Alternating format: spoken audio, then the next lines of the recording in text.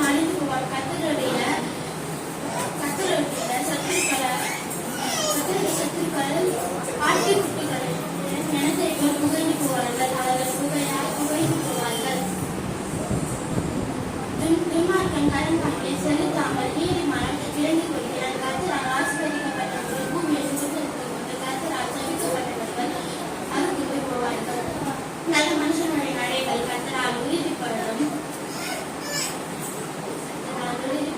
அவருடைய வழியின் மேல் அவர் பிரியமாயிருக்கிறார். நான் நிலையான் என்று இருந்தேன், முதல் வயதுமானேன். ஆனால் நீதிமான் கைவிடப்பட்டதையும் அவன் சந்ததி அப்பத்திற்கு இறந்து திரிகிறதையும் நான் காணவில்லை. அவர் விழுந்தாலும் கலந்து போவதில்லை. கர்த்தர் தமது கைகளினால் அதை தாங்குகிறார். அவன்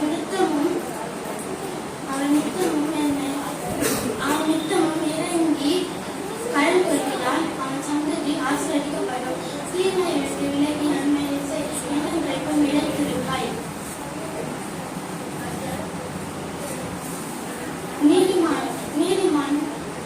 நீதிமான்கள் பூமியை சுதந்திரத்துக் கொண்டு என்றென்றைக்கும் அதிலே வாசமாய் இருப்பவர்கள்.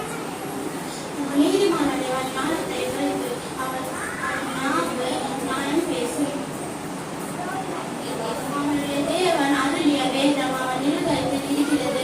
அவன் நடைகள் ஒன்றும் பிசகுவது இல்லை. நீதிமான்களை கண் வைத்து அவனை வகை தெரிகிறார். கர்த்தரோ அவனை இவன் கையில் விடுவதில்லை.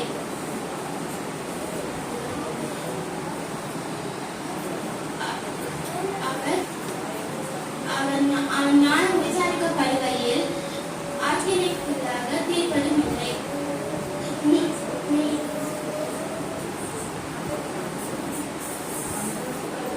நீ உத்தமனை நோக்கி செம்மையானவனை பார்த்து